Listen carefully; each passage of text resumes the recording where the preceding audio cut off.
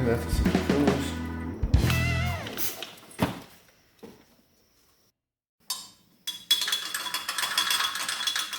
And that's the center pillar. Get the tape off of this water pump. Go ahead and install it today. Go ahead and get the nastiness off of these machine screws. My 3/16 Allen wrench. Just get it snug, and then we'll tighten it down here in a minute. Last machine screw for the water pump pulley. There we go. Clockwise rotation. There's the pulley. All right, Battle. Got the water pump clean, and I need to install it. And I got all the hardware down here, just loosey-goosey where it belongs. I double-checked the chassis service manual, and 1, 2, 3, 4, those self-tapping bolts go to 13 foot-pounds. So I'm going to go ahead and use some gasket compound. Whoa, buddy. Of course it's going to make a mess.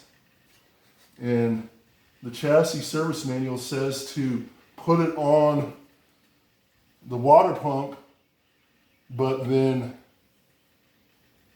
the manufacturer's instructions say on both sides of the gasket. All right.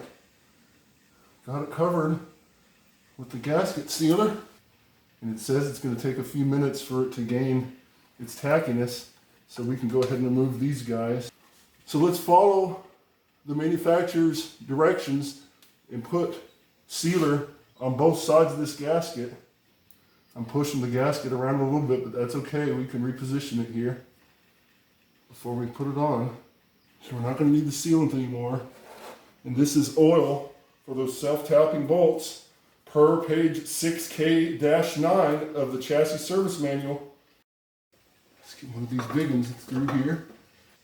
Let's get the big one on the other side. Hold the gasket in place. And then take the nut off of this big one that goes to the AC bracket. Big one without a stud on the bottom on the driver's side. Big one without a stud on the top on the passenger side. Got it snug on there with the big ones. Now let's do the self-tapping with oil. That self-tapping bolt is a pain in the rear, Battle, between the thermostat bypass and the heater core. There we go, Battle. I can see it now on the back side of the timing chain cover. We're getting it snug. We got 2 self-tapping on the bottom that need a touch of oil. This is the last bolt, Battle. Self-tapping for the bottom.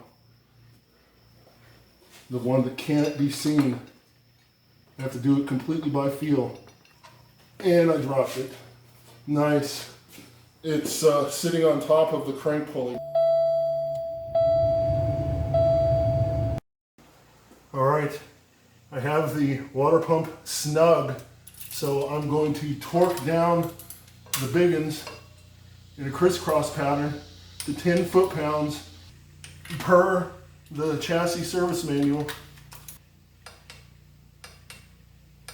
All right, they're all at 10 foot-pounds. Now, 13 foot-pounds for the small self-tapping that I put oil on. All right, 13 foot-pounds, Battle. Okay, Battle, let's go ahead and install this lower radiator hose. And you can see I put the spring from the old one in it because it didn't come with a spring. All right, you can see I got this power steering pump on here loosey-goosey. And here's the bolt and nut that hold the alternator bracket to the power steering bracket. All right, you can see that I got the brackets tight and the power steering pump is in there, and I have my belts on. So go ahead and tighten this guy down. Do power steering first, and then I'll do the alternator. And of course, it's a long-winded son of a gun.